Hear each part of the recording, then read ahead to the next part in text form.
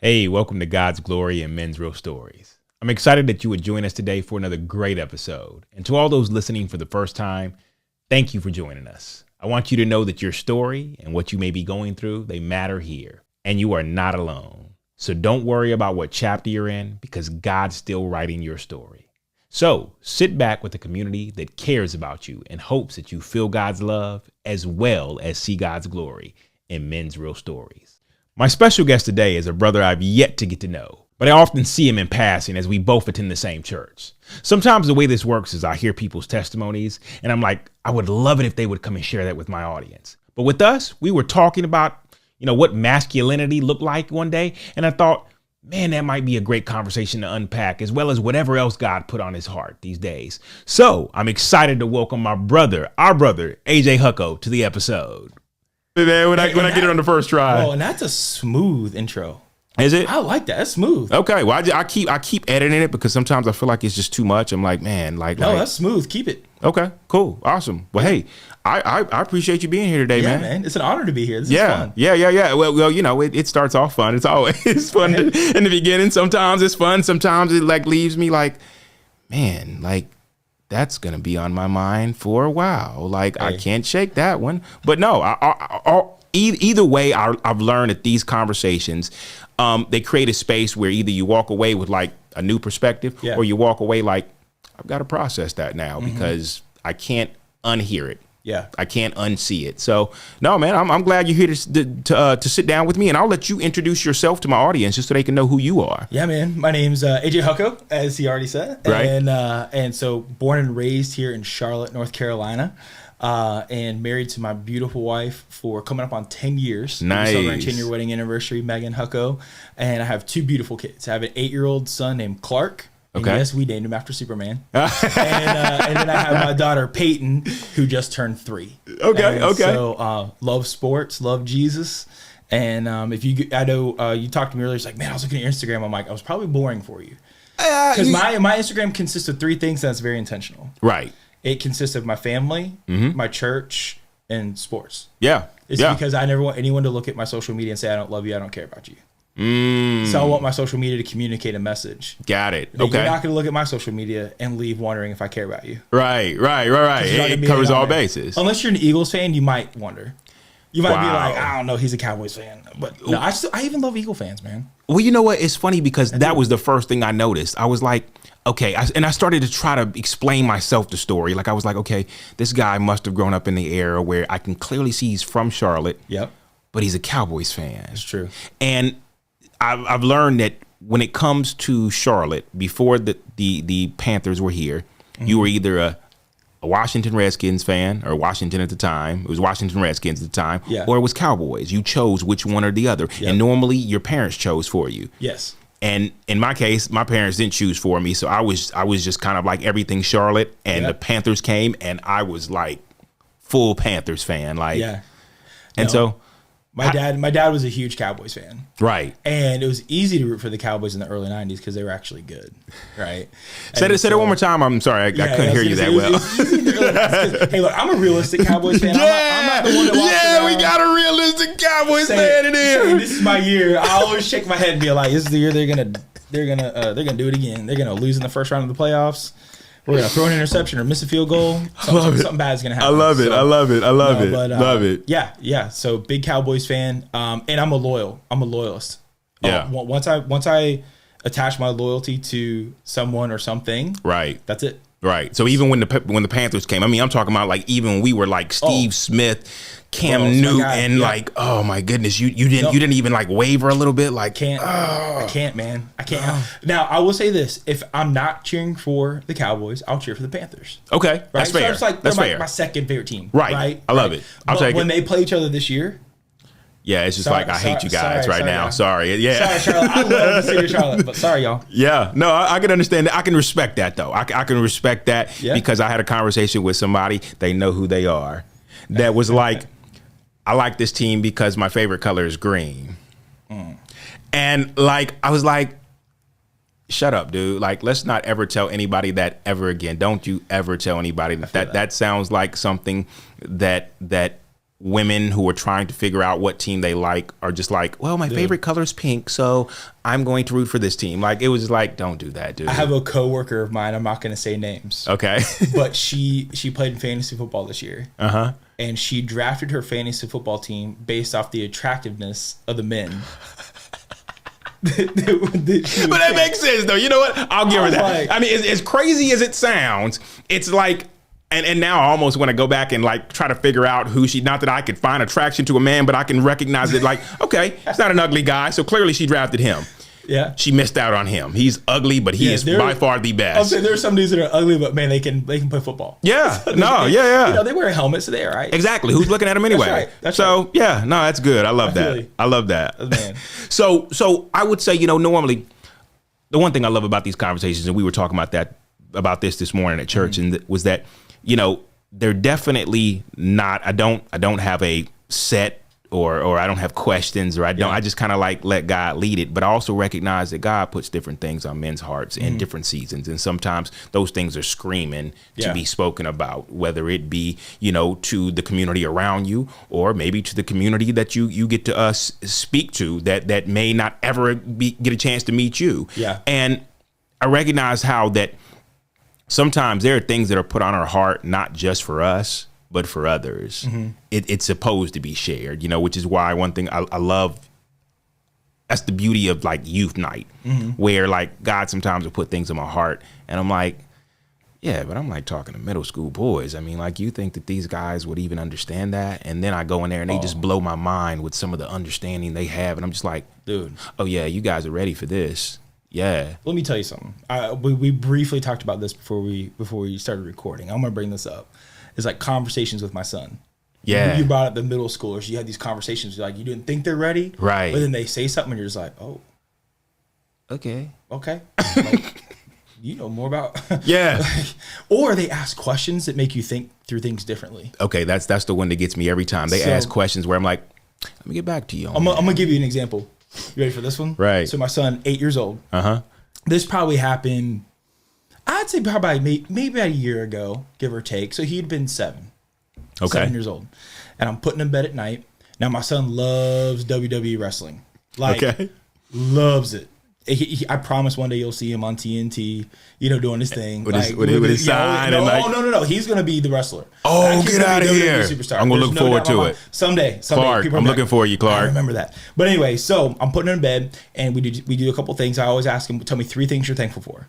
Okay. So I want him to I want the last thing on his mind to be, hey, this is what I have to be thankful for from today. Even if it was a bad day, I found 3 things I could be thankful for. Then we'll do our little Bible verse sometimes. If I'm honest, sometimes we do our Bible verse. Sometimes we'll do prayer, that kind of thing. And then we'll read about a wrestler in his WWE encyclopedia. Okay. This boy knows more wrestlers than anybody you'll ever meet. Okay. So we get done with everything and we're getting ready to pray. I said, all right, buddy, let's go ahead and pray. He said, Dad, I don't want to pray tonight. Okay. Well, talk to me about that. Why don't we want to pray? He goes, well, I think God is rude. Oh. Okay. So instead of being an offended Christian dad, I was like, you know what? Let me unpack this with him. Yeah. I said, buddy, why do you think God is rude? He goes, well, because you're asking me to talk to him, but he never talks back. And I've asked him and talked to him a lot of times. I've never heard him talk back to me, so I just don't want to talk to him anymore. And I was like, okay, God, how do I have this conversation with my 8-year-old son on how to hear your voice? I was 7 actually at the time. And it was challenging, man. It really made me stop and think. Yeah. You know, it's like, well, how clearly do I hear the voice of God? Yeah. And then do I know his voice well enough to teach others how to hear it? And I'm like, man, I gotta observe something in my heart. Right. How am I hearing God? And so my son like sparked this whole little journey for me of like, okay, we gotta start explaining to him how to hear the voice of God. Right. Right. And so like, I think, man, that's why I was saying this before we hit record, but like, man, like your children will teach you more about who God is than anybody else. Right. You know, God the Father. Yeah. How do we love our children? Unconditionally. There's nothing my son or my daughter could ever do that make me stop loving them. Right. Nothing. Literally, they could come to me with the worst thing they've ever done. And you know what I'm going to do? Hey, I love you. They're my kid. Right? That's how God is with us. Right. But it's hard to believe that sometimes. Especially when you don't understand it that way, when you don't see it that way, you're like, yeah, but like, because I honestly am the other way around in that I think there were many seasons where I loved my kids based on the conditions of how I saw them, and that's just being honest. And that like I love you as much as I think I told you this beforehand. I love you as much as I love me, and right now.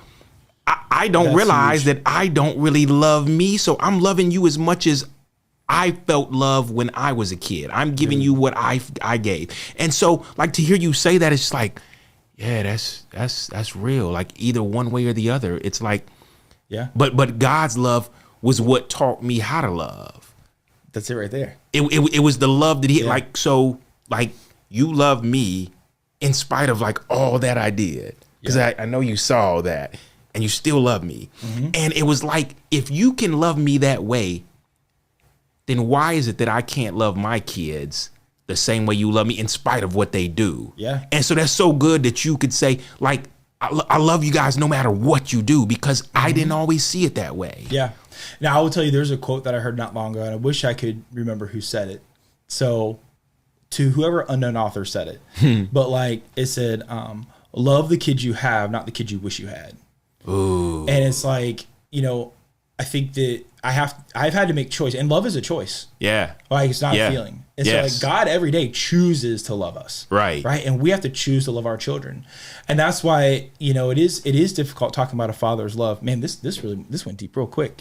But talking about a father's love is like, it is a choice. Yeah. But we have a father who did choose us. Yes. Right. And we have to be the examples of that the best we can as earthly fathers. Now, another conversation I had with my son, I'll give you all the flip side, is I can't recall what he did, but he did something and it irritated me pretty bad. And I'll be honest with you, I probably overreacted a little bit. Yeah. You know what I'm saying? And nothing too crazy, but I probably could have handled it way better than I did.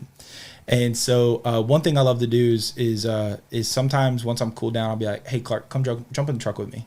Let's go for a ride. So he'll jump in the truck with me. And we were driving. It's probably one of the best things I think I've ever done as a parent. Is we were driving. I told him, I said, I'm going to tell you a secret. He's like, what? You're going to tell me a secret, Dad? I said, yeah, I'm going to tell you a secret. I said, the secret is I have no idea what I'm doing. And he was like, what? I said, I've never been a dad before. I don't know what I'm doing. I've never raised a child. I've never raised a son. But you should know that no matter what I do, how I respond, what I say, what I don't say, is all because I love you. It all comes from a place of love. Right. It doesn't come from a place where I'm so disappointed that I never want to see you again, or that I'm angry with you all the time or frustrated with you all the time. It's like, no, I see so much potential in you that when you mess up, it frustrates me. Right. Because I'm like, no, I see who you can be, even though you can't see who you can be yet. I can see it. And I'm rooting for you. And I said, now sometimes I'm not going to get it right, but just know that when I don't get it right, it's because I love you. Right. When I do get it right, it's because I love you. Right. But either way, it's because I love you. And so there's going to be times where Daddy's going to have to say he's sorry. And, I'm going to have to apologize to you. And so like that is the difference between our Heavenly Father and us. Our Daddy, our Heavenly Father, he don't need to apologize. Mm-hmm. But we as men should teach our children, hey, we're going to get it wrong. Sometimes we got to come and just apologize for what we did. Yeah. And so when I talk about being, they've taught me more about God's love. Right. You know what I'm saying? Like not that, and then the flip side of it is the challenge of like, we call God our Father. Right. Right. That's a hard image for some people. Yeah. Because they didn't have a good relationship with their dads. Yeah. And I think that, and it's a standard that's like, man, okay, like how can I possibly live up to what God has done for us? I don't know, but I'm gonna try my best. Yeah. But when you mess it up, so before I'll say this to give you the context of the quote. So before I was on staff at Elevation Church, I was actually in law enforcement for 7 years, and before that I was a youth pastor. And when I was going through the police academy, we had a saying. It was like, if you mess up, fess up. If you make a mistake, just own up to it, fess up that what you did, and like take the consequence and move on. Mm-hmm. That's just what you gotta do. Right. And so I was like, you know what? Like I'm gonna take that to my parenting. Like, hey, if I mess up, I'm gonna tell my kid, hey, Daddy messed up. Mm-hmm. My mistake, but we're gonna grow in this together. Right. And so So, you know, I don't know. Like, I think that learning more about who God is and his love for me comes from how I view my kids. Right. And so it's interesting, man. I'll tell you what, being a dad is the craziest, wildest, most honorable journey I've ever been on. Yeah. I mean, it definitely wild. has a way of like humbling you, but also like I recognize how you can sit there and say, well, hey, look, I don't know what I'm doing. Or look, I messed up and I'm sorry. Yep. I recognize how that's just as hard for some men to actually fess up to that or say that, because it's almost like it kills it in their mind. It kills their credibility as a parent. Yes. Like I can't be like, why would you trust me as a father if I'm getting it wrong all the time and I'm having to apologize, or if I'm having to, so let me just showcase a level of like, no, I was right even when I'm wrong, and leave you with that thought of like, okay, all right. Because what ends up happening is I feel like that now becomes a part of my identity, and that I know he was wrong, but he would never fess up. So now I become a parent who recognizes that, you know what, as a parent, I don't have to ever be wrong. I'm always right, even if I am wrong. Well, that's exactly right. I mean, you hit the nail on the head. That if we're unwilling to say we're sorry to our children or acknowledge our mistakes or the things that we've done, then they're just going to repeat those same mistakes when they become a parent. Yeah. And so it's that generational, we're going to talk about generational curses. It's that generational thing that if we're unwilling to address it ourselves, then it's only going to pass on to the next generation, because they're going to look at it and say, well, if it's okay for my dad, then it's okay for me. Yeah. And if it was okay for my dad to yell at me, then it's okay for me to yell at people. Right. If it's okay for my dad not to say, hey, I messed up, I'm sorry, then it's okay for me not to have to admit when I did something wrong either. Yeah. And so that's where like it passes on, because like right, wrong, or indifferent, our kids are going to look at us and emulate our behaviors. Yeah. Yeah. When we mess up, they're going to emulate that. And when we do it right, they're going to emulate that. So I would rather pass on the trait to my son of being able to say, hey, I messed up, I'm sorry, because I want him to be able to do that in his future. Right. That's good. And I'm not saying I'm the perfect parent. I've got so many flaws. I don't think it actually exists. But That's a secret, goodness. I'll tell you. If you meet one, let me know, because I have a lot of questions to ask. Right. But yeah, and it kind of leads me to a little bit what I was thinking through today, and kind of like, what would I want to even share or talk about? I don't know. Okay. But I was like, man, like, what has God been working on me this year? And it kind of plays into like parenting. It plays into, even for men who are listening to this that don't have kids, I think it's something that can play into your personal life, your professional life, your relationships with different family members, or even friendships. And that's the topic of wisdom. And wisdom is something that I've been in the pursuit of, because I felt like it was something I was seriously lacking. And so I was like, okay, God, so every year at Elevation Church, we have a word of the year. Love that. Right? Yeah. So my word of the year this year was wisdom. I was like, God, I want to become more wise. And it came after reading in 1 Kings, whenever Solomon, became king. So David had died, Solomon becomes king. And he asked God for one thing, and it wasn't for riches. It wasn't for God to smite his enemy and destroy him. It was for wisdom. Yeah. And God was so excited by that. He was like, not only am I going to make you the wisest person to have ever existed or will ever exist, but I'm also going to give you riches, and I'm going to destroy your enemies. I'm going to do everything else you didn't ask me for. Right. Because what you asked me for was so unselfish and humble. Right. And so I was like, okay, that's what I want. Right. I want wisdom. I want God to be so happy. And so I was like, okay, God, like, I want that wisdom. And so I was like, okay, I know Solomon's the richest man, or the wisest man to have ever lived. Can I be the second? Right. No, I'm not mad at you. Like, hey, can I be number 2? I'm cool with being number 2 to Solomon. Facts. I'm good with it. Facts. Having half of what he had, like experiencing half of what he did. Like, I mean, if you read the story of Solomon, you're like, yeah, whoa. I mean, we were talking about masculinity before. Like, I like to be coming first. I like to win. Right. I'll come in second to Solomon. Right. I'm good with that. Yeah. He's already done it. Like, let me take a page out of his book. And it's funny, like, I think I tell people I used to be an athlete. I still like to compete in sports, but I'm not the athlete I once was. You get older, you get bigger, you get, whatever. Right. And I was like, the cool thing about wisdom is it doesn't require any talent. Becoming a wise person just requires humility, discipline, and patience. Yeah.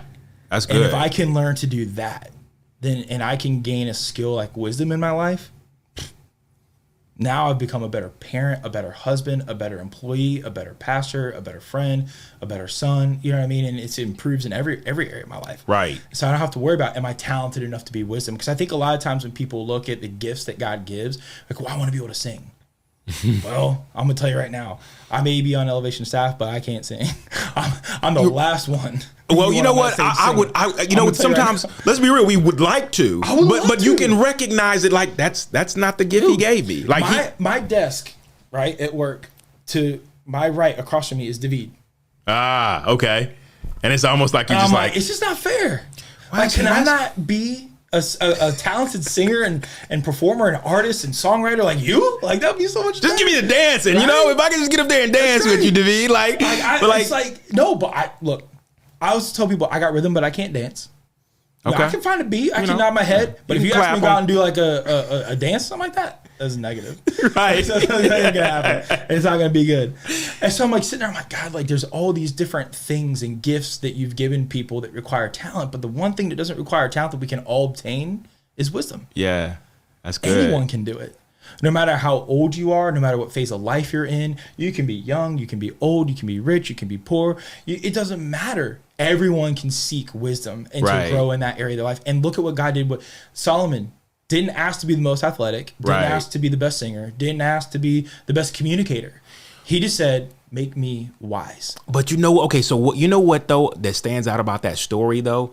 He said, make me wise, but what was never really covered was how he obtained the wisdom. Because I think a lot of people are like, yo, God, make me wise. And then God puts them around people who are already wise. And they're just kind of like, yeah, when am I going to get to talk? You know, but like, let me share my wisdom with you based on what I know. And he's like, no, you're missing the point. Like, I put you around these people. I put you in certain circles so that I could increase your wisdom based on their perspective. And so many people are just looking for like an instant gratification of wisdom instead of like. So wisdom comes over time. Yes. Now there is God-given wisdom. Yes. That we can obtain through knowledge and through study and through like working our way through the scripture and saying, okay, God, like, let me find the wisdom in this. But I'm really glad you said that because we did not talk before this. No. About this topic, right? Yes. Okay, I put down here signs of wisdom. This is how you can find wisdom and the signs of what wisdom is. You ready for this? Proverbs 17:28 says, even fools are thought wise if they keep silent, and discerning if they had held their tongues. So wisdom is being slow to speak. Yes. Yes. That is probably the number one thing I had to learn this year. Yeah. And there are times I've literally had to say to myself out loud, whisper under my breath, like, don't say nothing. Don't say nothing. Right. And I've got all these thoughts. And it's like, if you ever wanted to say something so bad, you almost like lean forward. You're like your back muscles tense a little bit. And you just think like, I want to say something. I even have to put my hand over my mouth just to stop myself from talking sometimes. It's like, yeah, that's good. That's good. Like because it's like I want to add, but I've already turned off what you're saying because I'm thinking about what I want to add. And I'm not like actually, because God pointed out to me one time, he was like, in the midst of you formulating your thoughts, you're missing what I want to show you through it's like, yo, I wanted to add so much, but like, ooh, sheesh. Oh, wow. Okay. Let me learn to like stop more often because I'm missing so much, man, in the midst of me trying to formulate what I want to say, my rebuttal, I don't know what that is where it's like, I got to add to this. Right. It's immaturity. Okay. A lot of times. Yeah. It's like, oh no, I want to say what I want to say. It's that desire to want to be seen and want to be heard, like everybody has, right? Everybody has that desire. And I'm not saying those desires are wrong, but wisdom tells you, hold up. Yeah. Listen, because someone's probably going to say something a little bit longer in the conversation that's going to be the moment where you can say what you need to say. So just be patient.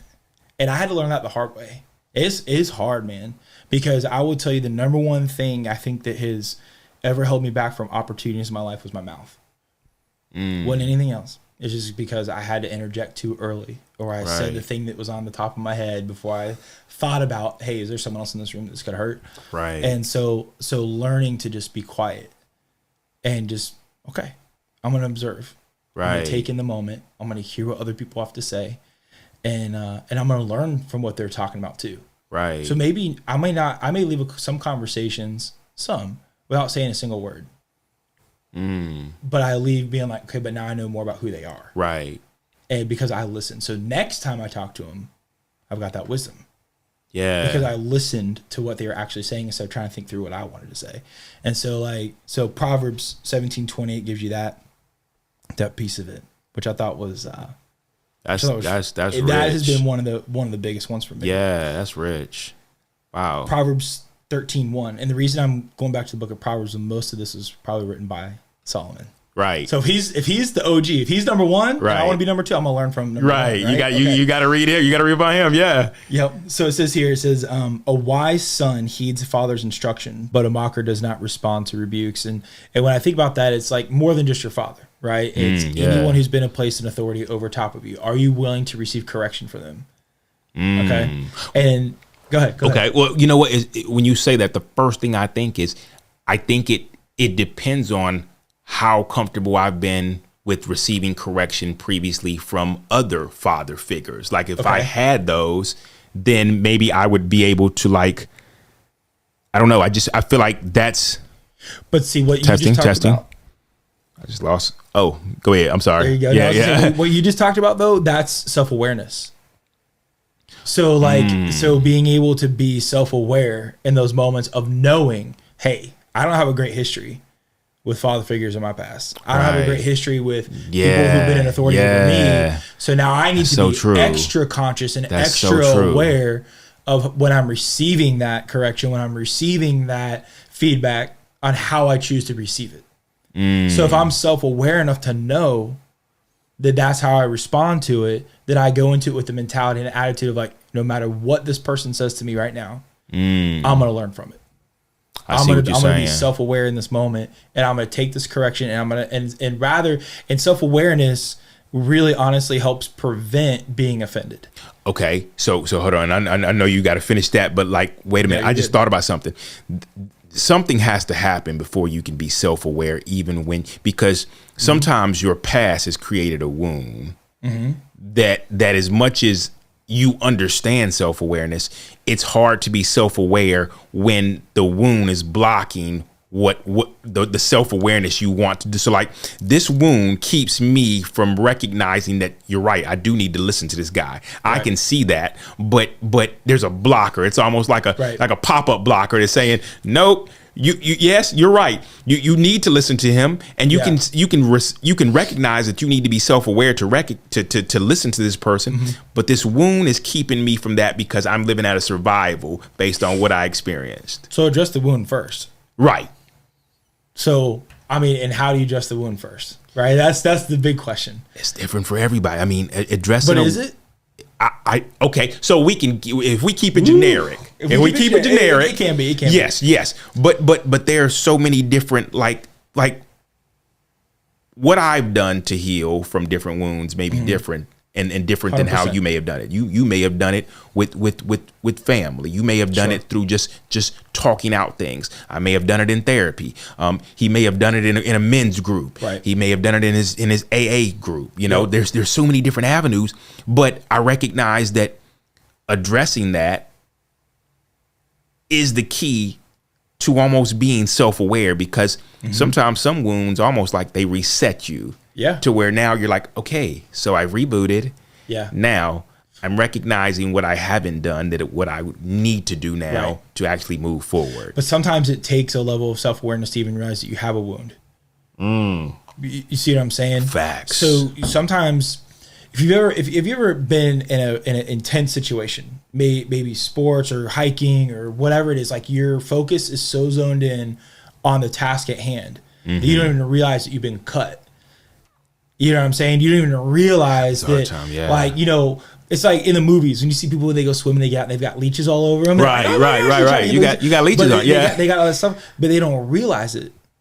So it's like I think the first level of self-awareness that you can have is being able to identify the fact that you're even wounded to begin with. That's good. And then now that I know, oh shoot, I've been cut. Like something hurt me there. Or when people talk about this, like I shut down. That's how I respond to wounds. Is I shut down. I get quiet. I don't want to talk about it. I don't want anyone to talk to me about it. So what do? I get real quiet. I don't want, because I want people to. So then, but then that needs to start triggering something in my mind of, oh, that means there's something deeper there. Yeah. And so that self-awareness allows me to say, you have a wound. Now find whatever avenue you just mentioned a ton of them. Yeah. What avenue can help me with this wound? Okay. So how would you speak to people who don't know they're wounded and they've been walking around wounded for so long that my wound is normal? It's normal that I have a big gash right here. That's just normal. I've had that since I was a kid. Don't remember how I got it because I don't want to. How do you because I recognized in a conversation I had not too long ago with a guy who was like, I never recognized all my wounds until you pointed out your wounds. And I realized that I had just about every one you have. I was going to say, it's all about who you surround yourself with. Oh, so like, if you have people in your life that truly care about you, they're going to point out, oh, shoot, you have a big gash on your arm. Yeah. Right? If they love you, they're going to say, hey, I might not be a doctor, but can we get you to one? Right. Right. And so it's who you surround yourself by. Yeah. Do you have people in your life that know you well enough to be able to say, hey, that's a wound. Right. Like, let's take this deeper. And you trust them enough to like say, now, maybe you're right about that. And then and you can keep going layers and layers deeper into this, I think, with that conversation. But it's like, if you have that person in your life, for many of us, it can be spouses, it can be parents, it can be best friends, whoever those groups of people are. But it's like, if you have someone who loves you enough to tell you, hey, you're bleeding out right here. Right. You might not feel it, but you're bleeding out. Right. Like, let's get you help, man. Right. Those are the people you need to keep in your life. Yeah. But if you have people who see you bleeding all over the place, but they're benefiting from it, get rid of those people. And that is the crazy thing, that sometimes you can't tell the difference between the two people because you're enjoying their benefit of your hurt, that you don't realize that hurt is almost like it's an entertainment to them. It's true. Well, it's either entertainment or it's something that they can take advantage of. Hey, like, you're hurt, right? You living in an unhealthy place gives me somebody to go to the bar with and hang out with. But if you get fixed, then that means either I need to get fixed or I need to find new drinking buddies. Yeah. And I don't want to have to do either of those. So if I can keep you with me, then let's keep that same habit together. Whole word right there. And so it's who you surround yourself with. I mean, that's a huge step in the right direction of wisdom. Right. You know what I mean? Because if you surround yourself with people who are making bad choices, you're going to make bad choices. Yeah. That's just the way it goes. I know a lot of, and so I think a lot of the self-awareness, a lot of those things start with addressing your wounds, but by being able to address a wound, you have to be surrounded by people who are willing to call those wounds out in you. Right. And say, hey man, the way you responded to that, what's going on? Right. That's not normally you. Yeah. The way you said that, are you okay? Yeah. Hey, who hurt you? Right. Maybe it's just straight up just asking the question. What happened to you? Hey, what happened this week, man? Yeah. And then, you ask that question. And that's where, okay. Sorry, I took you off. No. I like this. Okay. So that's a part of wisdom. One of my favorite things to do in life, I'm a question asker. I love asking people questions. It is my number one favorite thing to do. If you ever have a conversation with me, I promise you I'm going to ask you a question at some point. Okay. And if I'm not sitting here asking questions, and I mean, sometimes like I apologize to people because I'm like, hey, I hope like I'm not trying to interview you. I'm just curious about you. Right. Right. But asking questions helps you learn. Right. Learn about the person, learn about the thing. And so like you have to be with people who are willing to ask you questions, even the hard questions. So surround yourself with question askers, man. Hey, you good? What's going on? How'd that happen? What you thinking through? What's God teaching you right now? Why? Why? That question, why? Hey. Okay. So going down, so if you want to be able to obtain wisdom, I have scripture to back that up too. Yeah, I want to hear it before I vote. Yes. That's, okay. Proverbs 19:20. Listen to advice and accept discipline. And then in the end, you will be counted among the wise. Okay? But the only way that you typically can gain advice is if you're asking for it. Yes. Hey, what would you do here? Right. What are you thinking? Like, and so like I have fallen in love with asking people questions. So let me ask you a question. I'm going to assume that as a child, you had the freedom to ask your parents why. 100%. How come? Yes. Why? What's that? Because I recognize there's another side of the table where our whys got turned off. And I was talking to somebody about this, about how like after a while, my whys got met with because I told you so. Yes. And so when you've learned that because I told you so is eventually going to be the answer, and it's never going to be an explanation, whether it be out of love or whether it be out of anger, you stop asking questions. Yes. And asking questions is, like you said, it leads to wisdom, it leads to understanding, and it leads to like different perspectives outside of your own perspective of how you see it. But when your why has been shut down, and like you said, sometimes you say, well, I'm sorry, I don't mean to ask so many questions. It's because there are a lot of people that are used to like being like, yeah, why are you asking so many questions? Like, what's wrong with you? Like, because they almost want to respond how their parents may have responded to them, because I told you so, instead of recognizing like, I didn't appreciate being shut down. Like because there's so much wisdom to be gained from the understanding or asking those questions. Yes. The answer to any problem is normally going to be in the room that you're sitting in with other people. If you're in a room full of people, the answer to any problem is going to be there. You just have to know who to ask. Right. And so like, if I want to gain wisdom, if I want to gain knowledge, if I want to gain the ability to be able to help people, then I need to be willing to ask questions to anybody. And I learned that, yes, growing up, I was born and raised in a Christian home. My mother and father love the Lord. They love each other. They're still together. They've married 40 plus years. Just amazing. And they gave me the freedom to ask questions. But it's funny, like through asking all my questions, it kind of gave me a little bit of knowledge in enough areas I could carry a conversation with just about anybody. And that became invaluable to me. Yeah. Because then I could make the person who normally feels unseen seen. Because I'm asking them questions about themselves. And I'm making them feel like they're a part of what we're doing. And I'm making them feel like that they're valued. Right. Yeah. And so like, asking questions is just something I've always done, but like something that I really learned, when I was in an internship in Milwaukee, Wisconsin. I'll tell a fast story. And there's a guy there named Peter Nelson. And I'll never forget Peter Nelson. So Peter was at home hospice care. He had cancer, tumors, head to toe. The church I was interning with asked me to go and do an in-home visit with him. First time I'd ever done it. So that's why they wanted me to go do it. So I walk in his room, I'm like, what do I talk to this guy about? I have no idea. What do I do? So Pastor Stephen Furtick has preached on this so many times. He said, when you don't know what to do, go back to the place that you last knew what to do. Right. So in the moment, I looked around his room and I saw all these little NASCAR things up. And I was like, okay, he likes cars. He likes NASCARs. I'm from Charlotte. I can talk that. Right. So I started asking questions. Hey, you like NASCAR? He sat up in his bed. Who's your favorite driver? What's the last race you watched? I mean, I just question. And he lit up. And he sat up and we had this conversation that went on for probably 2 hours before his wife came in and was like, he's got to get some rest. I'm really sorry. Like, and he was like, no. And so anyway, he's like, well, will you come back? So I'm like, yeah, I'll come back. So I went back but it was the same thing. I was like, okay, well, I exhausted my NASCAR questions. What do I say now? Right. What are we talking about now? So I walk in his room the second time and he sits straight up and he's like, I got questions for you now. I've been thinking about this. I want to ask you some questions. And we had another beautiful conversation, and it led to at the end of this, he, like I said, big NASCAR guy. He had this closet. He goes, open that closet door. So I opened the door, and there's NASCAR jackets just all in there. He goes, I buy a new NASCAR jacket every season. He goes, this is one I was going to wear this year, but I'm probably not going to make it. He's like, so will you have this jacket and wear it for me for this season?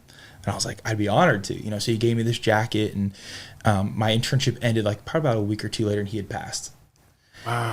But whenever I was leaving, he had told me, he's like, these 2 hour plus conversations we've been having is the best conversations I've had in a long time. He's like, thank you so much for coming in and just talking to me and asking me questions. Wow. And so like, asking those questions opened a door for me to be able to minister to somebody, not necessarily through prayer, not necessarily through the word, but through questions. And just him feeling seen. And feeling seen and feeling heard. Yeah. And I learned so much through that. That's the wisdom gaining part, right? So I learned so much through that. And so one thing that his wife made me promise after the fact, because I called to give my condolences to her, and she said, AJ, just promise me that you will never stop asking people questions and having conversations, because those conversations meant more to him than you know. And so it's like between him saying what he said at the end and her saying what she said at the end, it's just like, I just feel like this like calling to ask people questions and to make them feel seen and make them feel known and to learn and to gain as much knowledge and wisdom as I can. So I'm a big question asker. I love asking questions. I think that's a gift, dude. And it's what I was raised with, and it's what I love to do now. Right. So yeah, no, that's good. And I truly think that is a gift. Like it's because there are a lot of people who just take it for what it is. Mm-hmm. They don't ask any more than what they've heard. Yep. They're good with the answer, even if they don't understand it. I mean, that's even a work thing sometimes, where I recognize it. Like, hey, look, we got to go do this. All right. Mm-hmm. You don't care why we got to do it? No, it doesn't matter. I mean, we got to do it, right? Yeah. It's like, yeah, but like your why would help build in your buy-in to do this. I actually, dude, you keep saying stuff and I'm like, I moved down this. The Holy Spirit was working before I got here. He always does. But it's like, it's funny. I said, asking question causes fresh revelation, and it invites other people into our thoughts and can spark inspiration and build unity. Asking questions helps us build trust and allows us to practice wisdom. And so it's like being able to ask questions just unlocks so much for us if we're willing to just ask people questions. Right. And going back to what you're talking about with the wounds, it's like, are you willing to ask people some of the hard questions? Oh my goodness. Okay, get out of my head now. Because I literally just said, even the uncomfortable questions, the hard stuff, the stuff that you don't, you hear yourself say it, but you're scared to say it, or you feel like, no, this might start a fight or whatever. But it's like, it's in those questions. It's in that desire to want to understand something that may, later on, you may feel like, why did I ask that? But you know what, though, it was important. Yep. And asking difficult questions is uncomfortable at first, but the more you do it, like anything else with repetition, you get more comfortable with it. Mm-hmm. And I have no problem asking the hard question. One of my favorite questions to ask people is, what keeps you up at night? Now, for some people, it's, like, oh, no, just the busyness of the day, winding down. Okay, cool. But for some people, there's some real stuff. Right. They can't sleep at night. Right. Well, why? Right. What keeps you up? That's almost abrasive, but what they don't realize is in you asking those questions, it allows them to talk about something they needed to talk about. Right. They need to talk about that. Because 9 times out of 10, if you're laying in bed awake at night thinking about something, you haven't talked to anybody else about it. Right. It's something that you've just been laying there, and it's something that's bothering you, and it's something that you're seeking, like, what do I do with this? I don't know what to do with this. Should I make this decision, make that decision? At least that's how my mind works. I'll speak for myself. I don't speak for everybody. But when I lay in bed at night, or I'm replaying a scenario in my mind over and over and over with all the possible situations that could have happened, it didn't happen, or whatever. And so I ask that question all the time, like, hey, what keeps you up at night? And then I get to know people's passions. Right. Some people, it's excitement. I don't want to make it always feel like it's a bad thing. Some people are like, I was so excited to wake up this morning because I had this idea that I wanted to get on the paper. You know what I mean? And so it's like, now I've unlocked a passion in you. Let's talk about that. Like, not every question leads to like a deep, sad side. Right. But it's like these questions lead to people's passions. And it's like, well, dude, like, how can I learn from that? Like, tell me more about what you're passionate about. Tell me more about this mission you have. Tell me more about this dream that you haven't done yet, but you always wanted to do. And then I can maybe connect some dots. So then I can start connecting people through that. That's so good. And it's really cool. I asking questions to me is the most fun part about seeking wisdom. Yeah. The other stuff is hard. Because, like I said, another part of it was and this is a part that I have got to get better about, is discipline.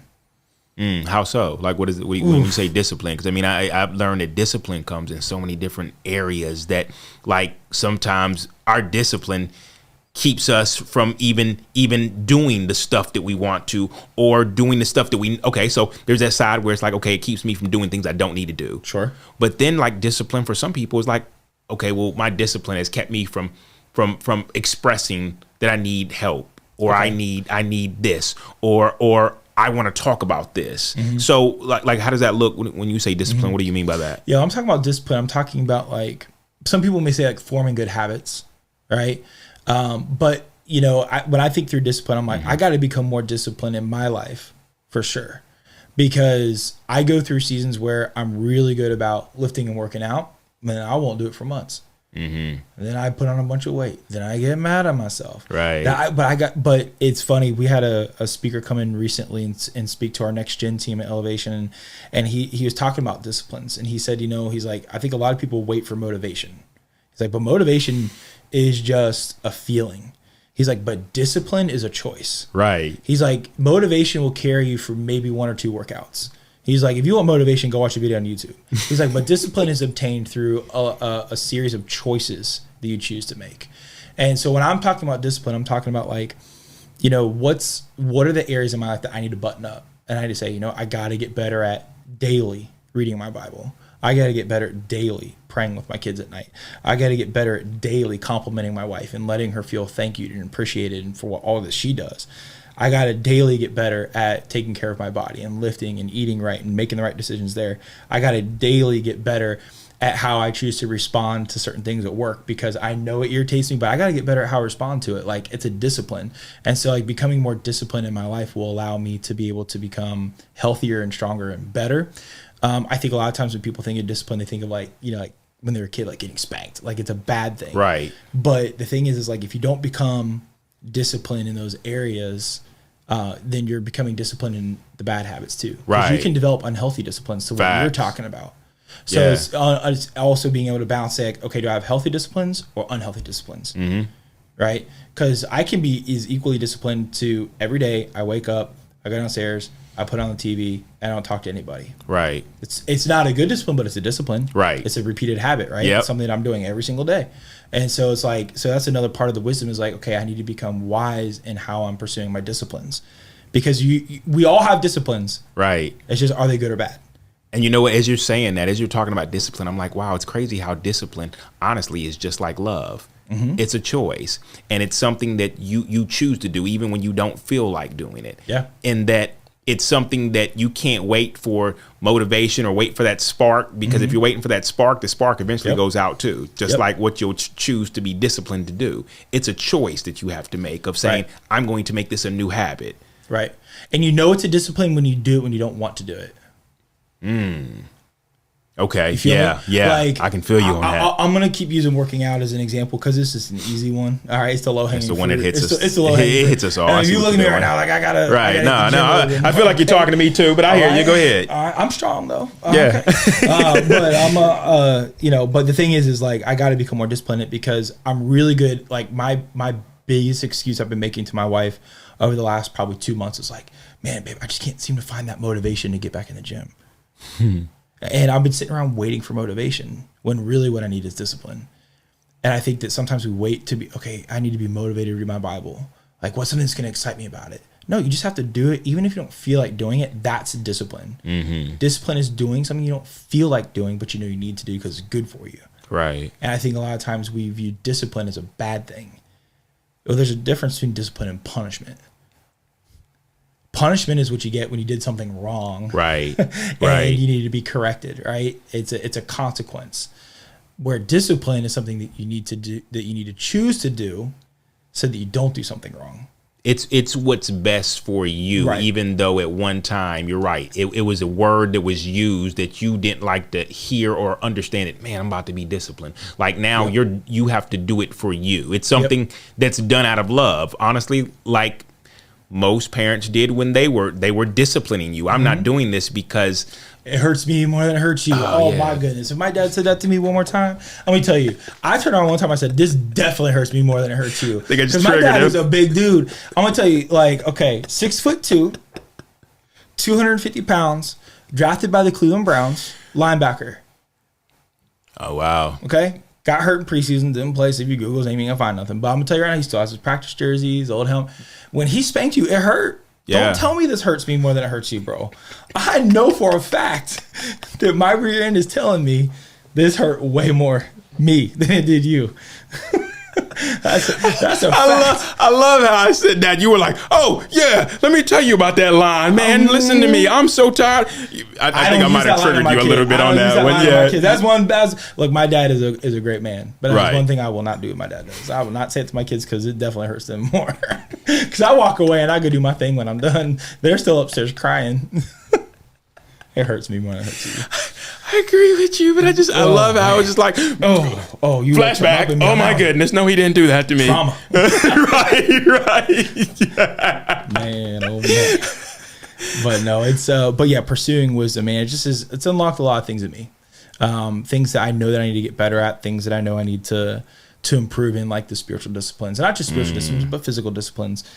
Making sure that I'm always asking questions, willing to learn, making sure that am I remaining humble in the journey. Humility is so tied to wisdom. Right. And it's like, okay, well, are you remaining humble in that? And there's a difference between humility and timidity, right? You don't have to be like, there's a difference there, but am I remaining humble as I'm learning this stuff? And am I choosing when to speak and being slow with my words, right, instead of rushing to everything? And it's funny, you talk about rushing to things. There's a book called The Ruthless Elimination of Hurry. It's a good book. It's a challenging book. I'd say I'd kind of recommend it, if I'm honest, right? Because there's a lot of it in there that's kind of like, you can only really do this if you're like the owner of the company. Like, I can't just choose not to respond to emails when I don't want to, right? But in this book, true, he talked about if you look at the life of Jesus, never once in the Bible does it ever say that Jesus ran, Jesus hurried, Jesus rushed. Everywhere Jesus went, he walked. You're right. Everywhere. And he even knew the urgency of some things sometimes. And he was like, yeah. His disciples were on a boat fighting a storm. He walked on water. Mm-hmm. Right? He found out that one of his best friends in Lazarus died. Mm-hmm. He walked. And he did other things leading up to it. It's almost like, yeah, I'll get that. Everywhere he did, he walked. Mm-hmm. He never hurried. He never rushed. He never bypassed the moment.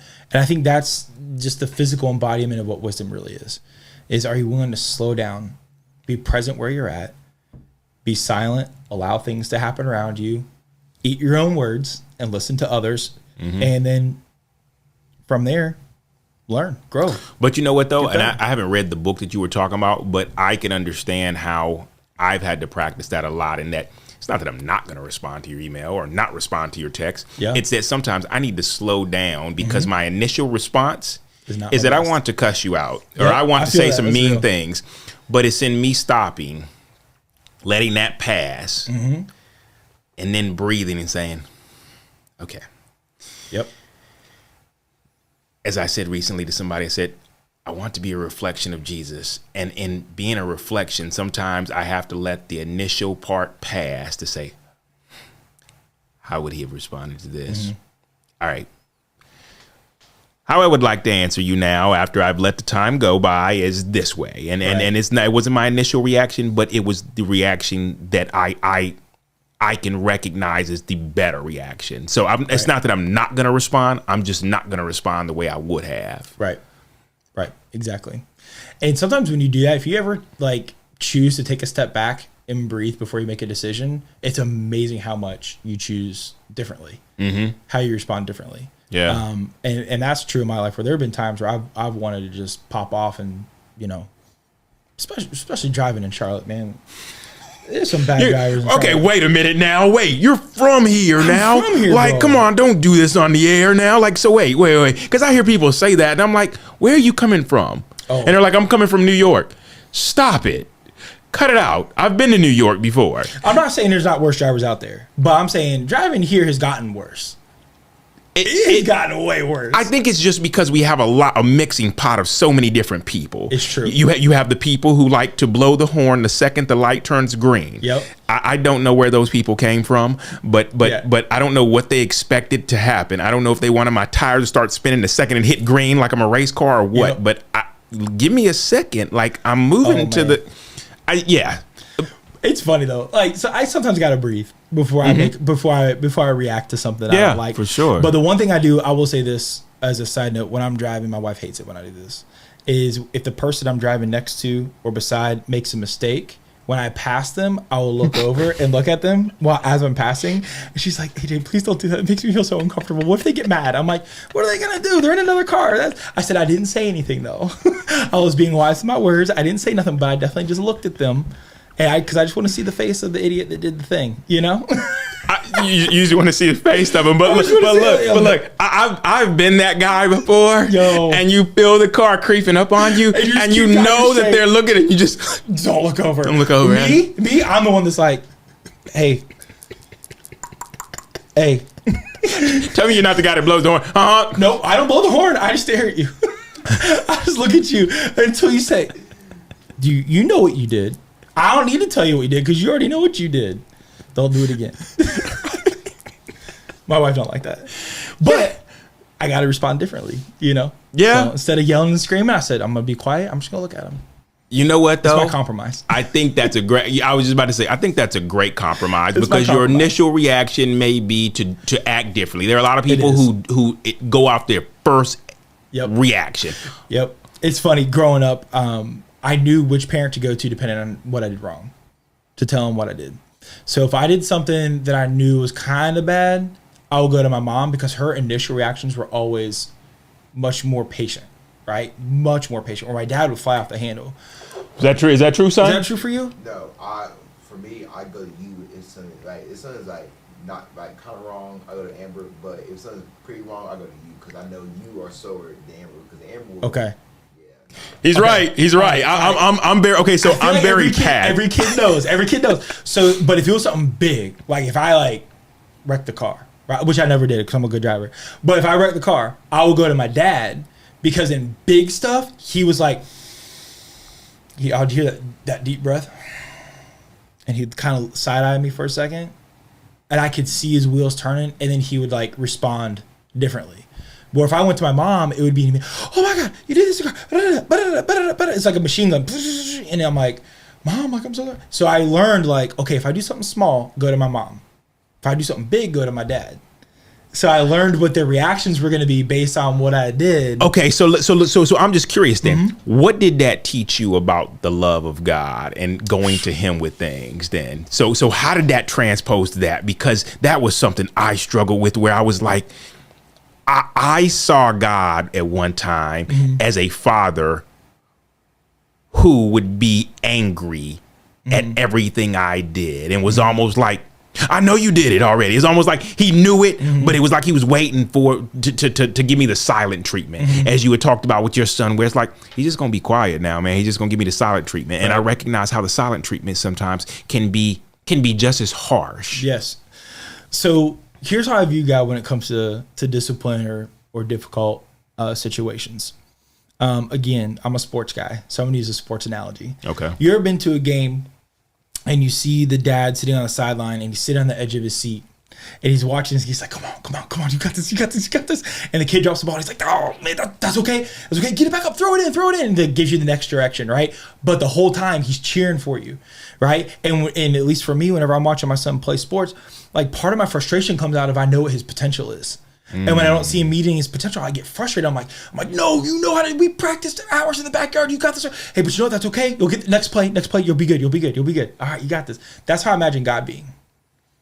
Is that he's sitting there on the edge of his seat. He knows our potential. He knows what we can do. I practiced with you. I gave you opportunities. I gave you chances. We went over this. You've been through this before. And he's like cheering us on to make the right decision. And he's rooting for us to do the right thing. And when we mess up, he's like, because I still think there is that like part of God where he's like, man, come on. But then there's also part of it where it's like, that's okay. Next play. You got this. I'm cheering for you. Yeah. Where I think a lot of people imagine God sitting on the edge of his seat with a lightning bolt in his hand, looking down, is waiting for us to mess up so he can just boom, I got you. Right. Like he's waiting for it. Right. No, it's the opposite. God's sitting on the edge of his seat. Oh, he's on the edge of his seat no matter what, but he's on the edge of his seat. I think he's cheering for us. Yeah. And I think when we mess up, he's like, he's angry with us. You know what? He's angry at that was stupid. Why'd you do that? But you know what? That's okay. Yeah. Get the next play. Yeah. You know what I'm saying? Like he's always, God is, I think, is cheering for us. He's for us. Right. We serve a God that is for us. And I think the misconception, unfortunately, given to us, I believe a lot by Hollywood, if I'm honest with you, is that God is sitting on the edge of his seat waiting for us to mess up. Right. And that is not who God is. God is sitting there saying, I'm rooting for you. Okay. I'm not waiting for you to mess up. Okay, so that's so funny. And when you said Hollywood, I was like, Hollywood. Oh, okay. I'm not sure if I always saw the Hollywood flicks with the version of God that you may be speaking of, but I recognize my first encounter with how God was through people. Okay. And if people told me, man, God is angry at you now, you that's a sin right there. Don't you know you've made your Heavenly Father mad? He's angry at you. I don't know. And it almost like they made you feel like I'm not worthy then. And it left you with another, like, as some people say, church hurt. Because what was meant to be a correction, it was conviction. And now you're carrying that. Yeah.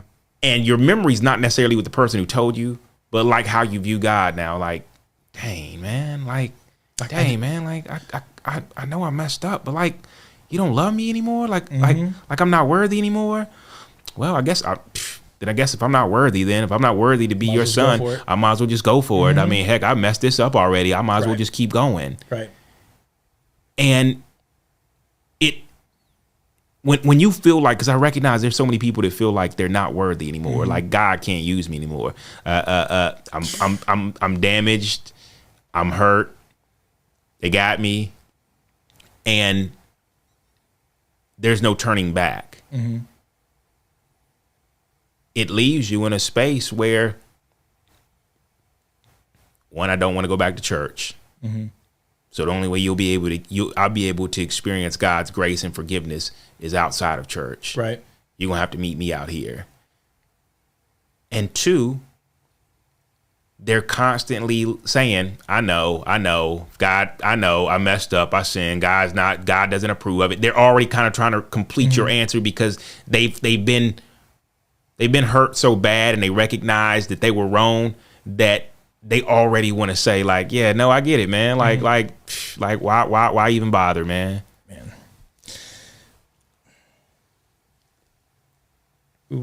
Unfortunately, in the history of the world, I mean, we all know this, people have misused scripture and God to do a lot of damage, to promote a lot of false things that, I'll figure out how I want to say this. Church hurt's real. It's a real thing, man. But God did not ordain everyone to be able to speak into your life. And I think that's where you have to be able to discern and know, God, who have you given permission to speak into my life?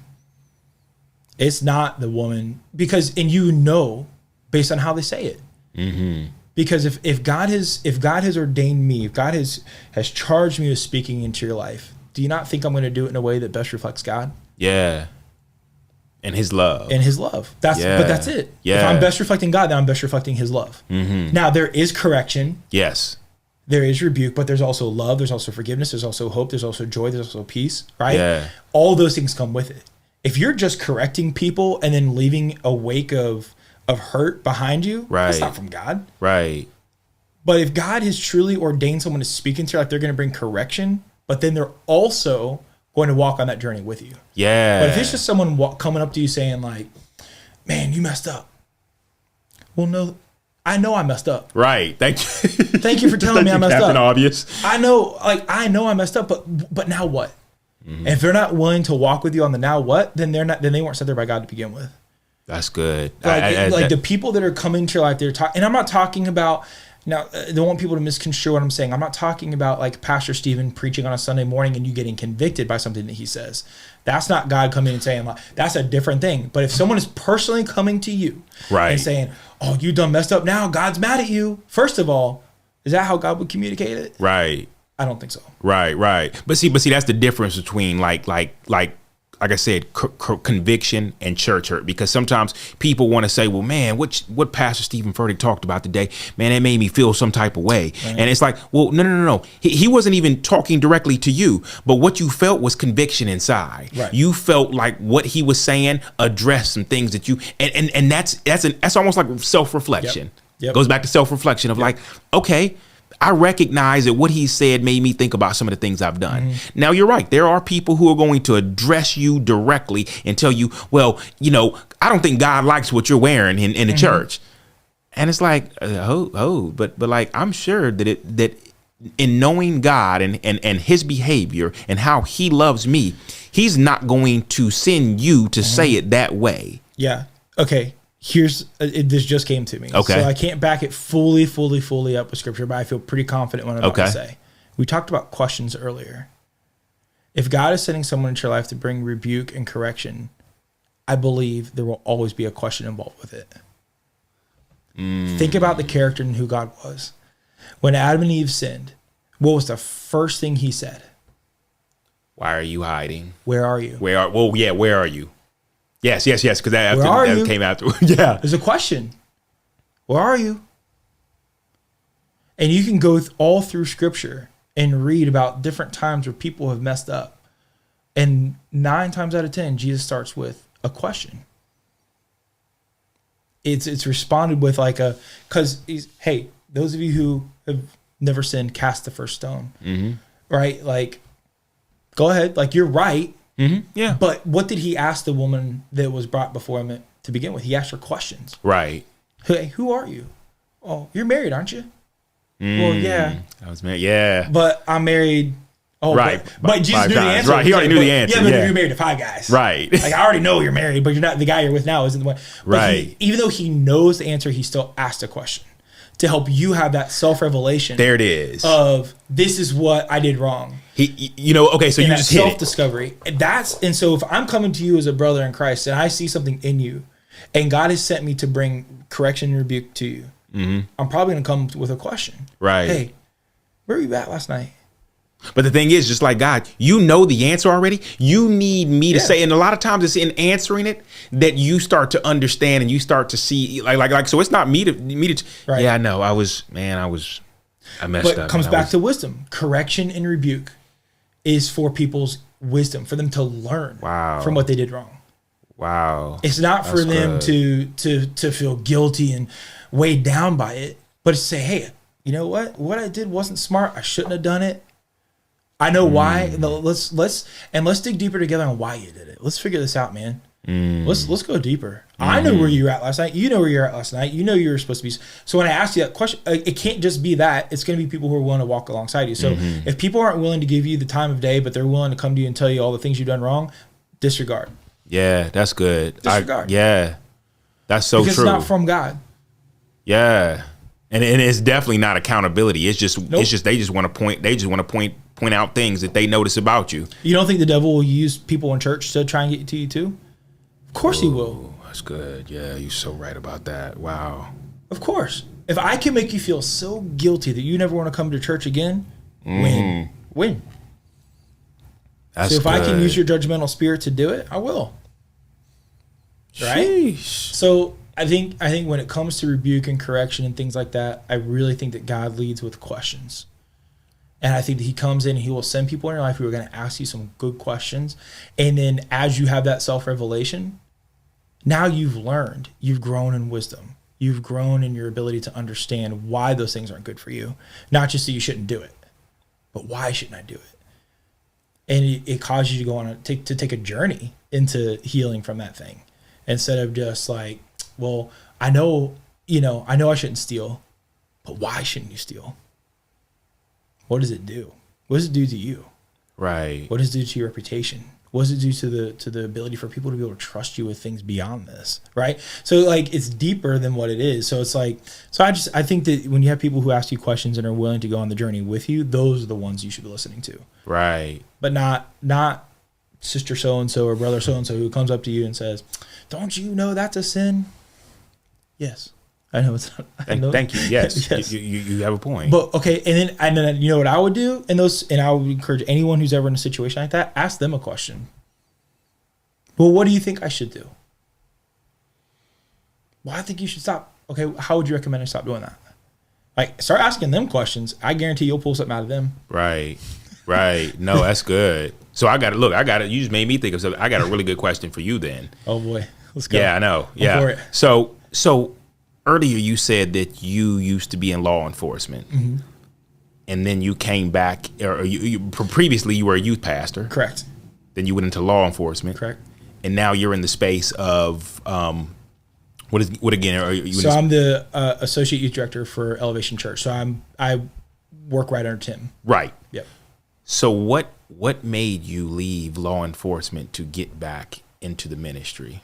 Great question. So it's a very long story. That whole ride. I'll give you the most brief synopsis that I can. To help make it all make sense. I'll do it in 5 minutes or less. Okay. We got all the time in the world. But so I was married before. My ex-spouse cheated on me. We ended up getting a divorce. I loved people, so I thought, well, what I want to do.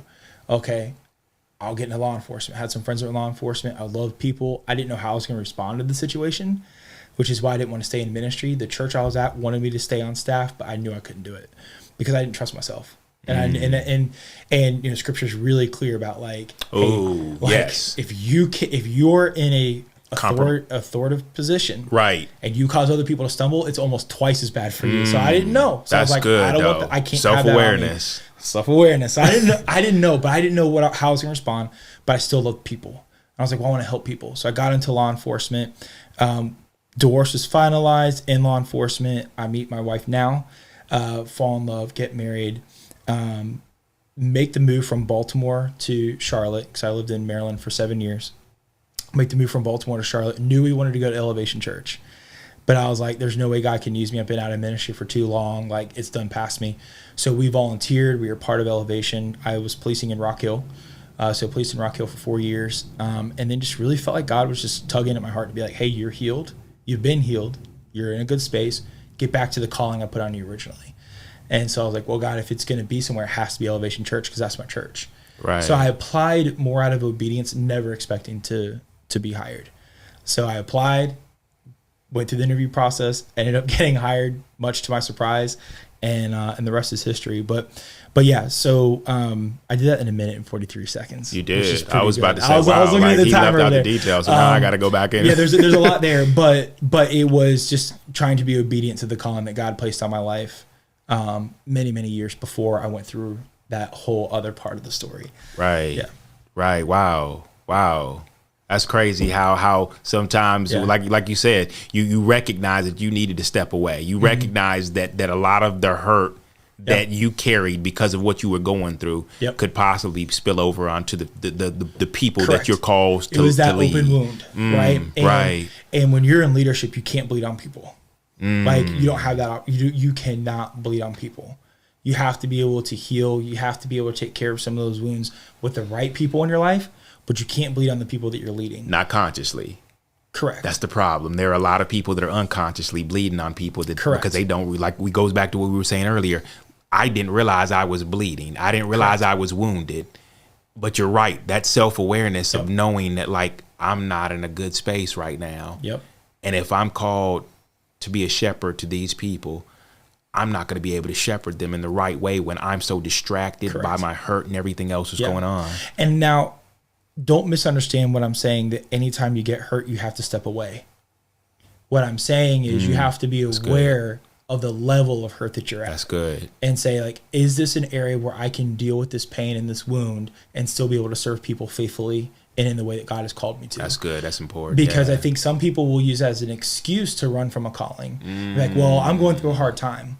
Well, we're all going through hard times. And there are so many leaders that are dealing with so much that it's like, hey, but they're still operating at a healthy level as a leader in the position that God has called them to be in. You don't think that Pastor Stephen, over the years that he has been serving Elevation Church, that man hasn't gone through some painful times? Absolutely he has. But the beauty that I love about him is that he's able to come back and express it. He's able to come back and talk about it. He's able to talk about it in his sermons, because I recognize also how important it is to address things that people have seen play out based on just your demeanor and different things, to say, you know what? Y'all think that this has always been easy. I mean, even today, he was just like, you know, sometimes our calling is a blessing, but like it because you don't understand how heavy this is.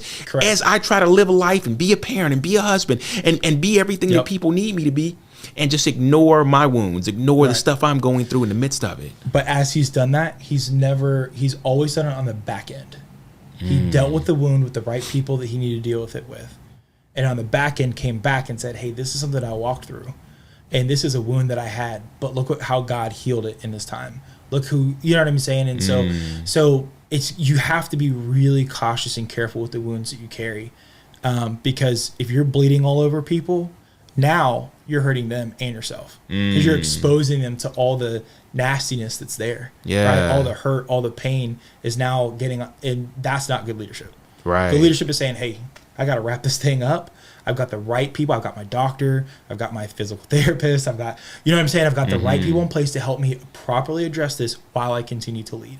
Right. So, but there are some wounds, like I'll speak for myself. What I walked through with being, with my ex-spouse cheating on me and walking through that I knew, nope, that's a wound that's big. That needs an operation. Right. That doesn't need some stitches. Right. That needs a full operation and a recovery period. Right. I don't know what that's going to look like. I don't know what it's going to feel like. And so in that, you just have to be very, very self-aware to understand what you're walking through and ask yourself questions. Right. Can I continue to lead at the level I'm called to lead at with this wound? Right. If the answer is no, walk away, because scripture is very clear on if you are in a leadership position and you cause other people to stumble, it is way worse for that person. The level of accountability that they're going to be held to is going to be way higher. Right. So it's better to just walk away, get yourself healed if that's the situation. But if you can still lead and address the wound, do it. Right. Like don't use it as a crutch or an opportunity to run away from something. Say, hey, you know what? Nope. I'm going to pause here. Let's get this done. I still feel like I can lead. Right. Lead. But you just have to know. You have to know yourself well enough to know, like, is this something I need to take a break from or not? Yeah, no, that's good. And I would even go as far as saying, yes, I mean, like, no, yeah, it's just being self-aware. It's recognizing that I can't juggle both of these. I can't carry both of these at the same time. Yep. Even Jesus did that.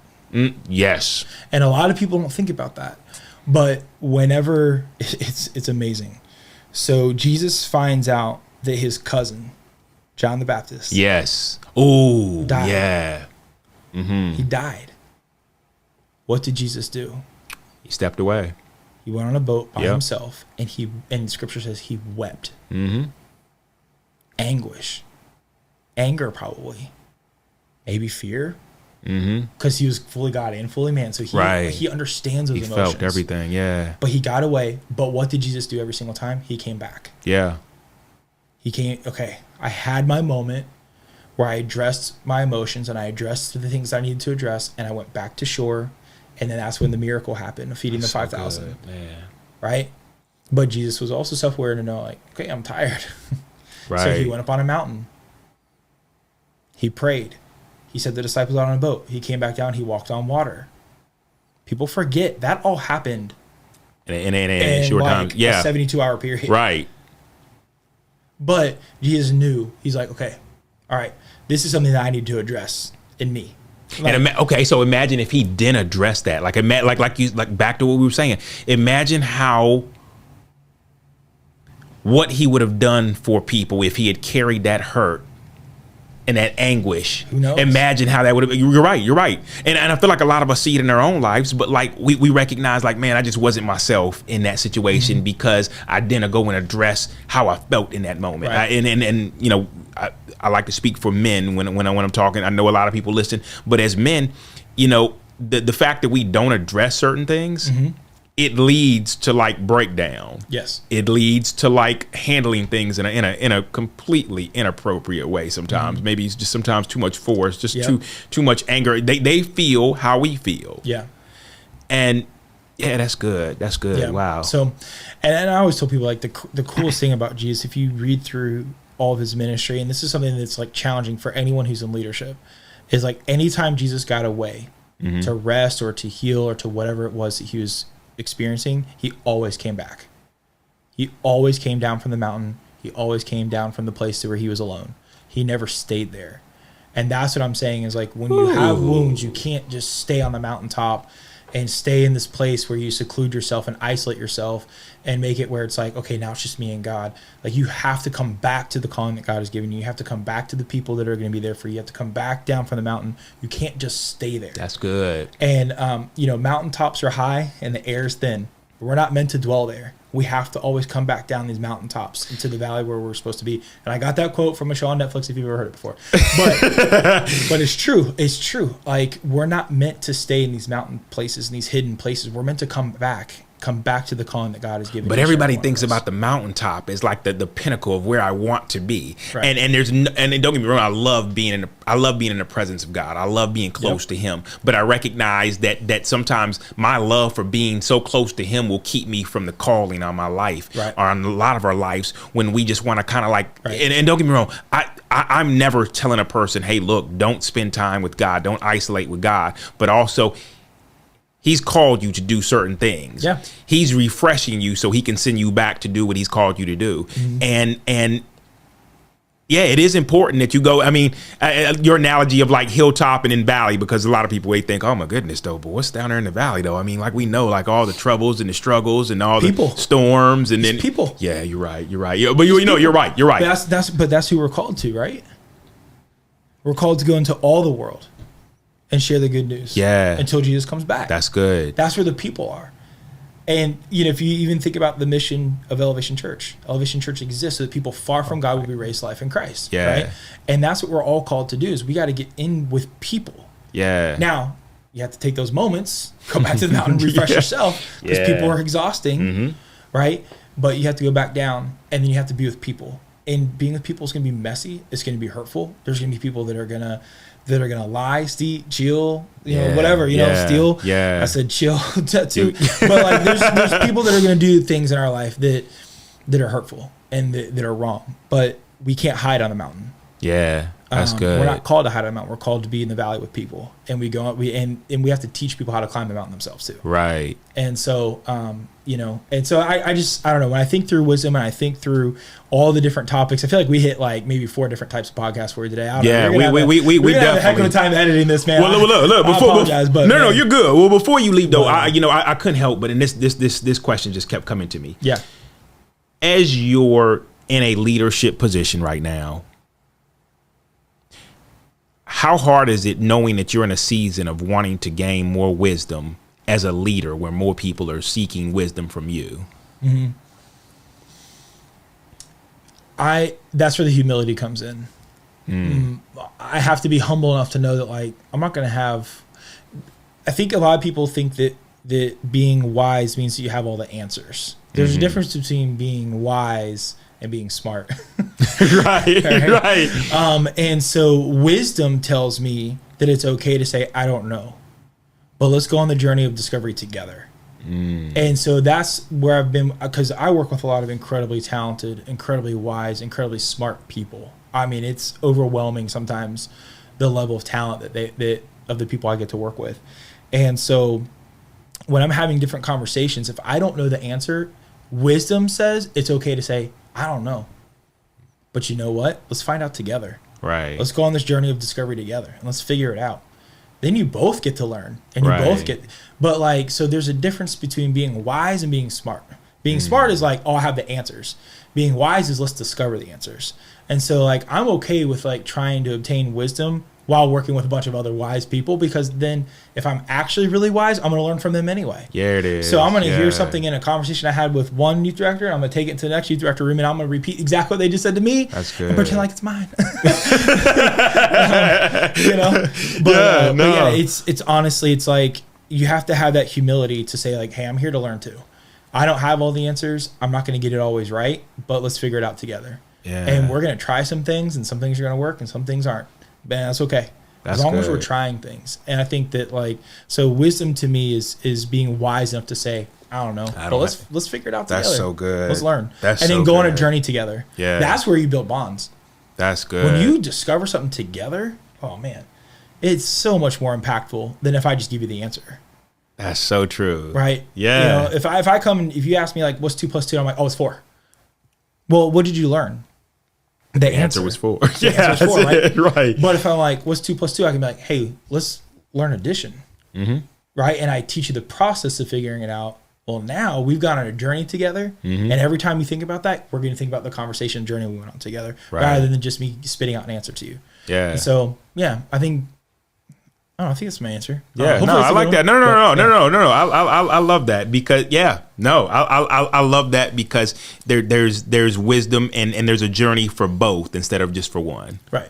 I love that. Wise people take people with them. Yeah. Right. Like you're on this together. Yeah, that's good. And so if I can take people along with me and we figure out the answer together, then we all got a little bit wiser and smarter. Yeah. Which is awesome. That's dope. I like it. Right on, man. Well, cool, dude. You're right. We did cover a lot of topics here. That's normally how it is, man. You might have like little pieces here and there, cut whatever you want. But man, that was so much fun. You know what? I've learned that most of these conversations, they're rich and they hit a lot of different areas for different people. Some people may say, hey, look, that one spoke to me, but others may say, oh, well, yeah, I knew that. But either way, it's great for everybody. It hits something for everyone. And I love that. I mean, I get something out of it, even if other people don't. But bro, I appreciate you sitting down with me today, man. I appreciate this time. I appreciate just your vulnerability of just sharing so much about you and where you're going and where God's taking you, because I recognize how sometimes that's just like almost like I recognize how sometimes people are like, yeah, God's taking me there, but until he gets me there, I don't want to share that, or I don't want to talk about it, because what if he does it? And it's like, yo, do you trust him or not? Like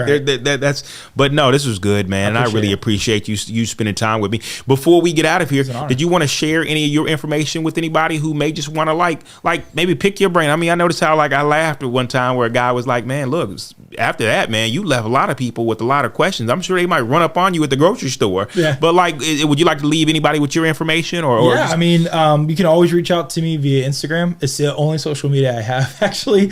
And so it's just at AJ Hucko.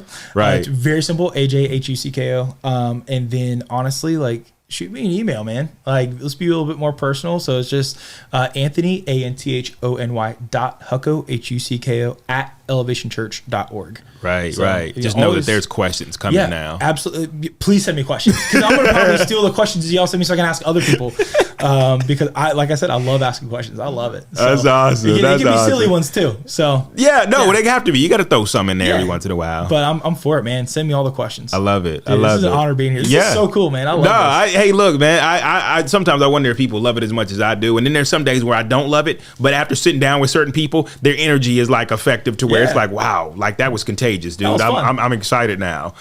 Well, cool, man. I appreciate everybody for listening, and this has been an awesome episode. I enjoyed it just because it helps me grow. Like, now you've answered the questions that I might have had where I'm like, that's good. That was good. I'm going to steal that. I'm going to probably tell somebody else now. Please do. Hey, that's what it's all for. Awesome. Well, hey, thank you all for joining us today. Thank you again for joining me today. And hey, we'll catch you guys on the next episode. You guys be blessed. We appreciate you listening today and hope that if you enjoyed this episode, you'll like and subscribe and also listen to past episodes. We hope to bring you great future content as well. Please comment your thoughts on this episode, as well as leave any prayer requests below so that this community can pray alongside you. Also, don't forget to follow us on Instagram, Twitter, TikTok, and Facebook at God's Glory and Men's Real Stories. Brothers, we understand how the thoughts of even facing your own past and current story and the pain and hurt that come along with this is no easy task. But you're not alone, as you hear in these episodes. Nor has God forgotten you or left your side, as he's in it with you, fighting alongside you through the storms of life. He loves and has already forgiven you, no matter what you have done, and he wants a relationship with you. Your healing, freedom, and growth are important to God, and to us as well. Maybe you're considering giving up, or need someone to talk to. Here are a few resources that already exist that we hope can shine a light into that dark place you're in. The National Suicide Prevention Lifeline number is 1-800-273-8255. If you need support but are not in crisis, consider reaching out to a warm line with individuals who would love to talk with you. Speaking to someone on these calls is typically free and confidential, and run by people who understand what it's like to struggle in life. Find a local number by going to warmline.org.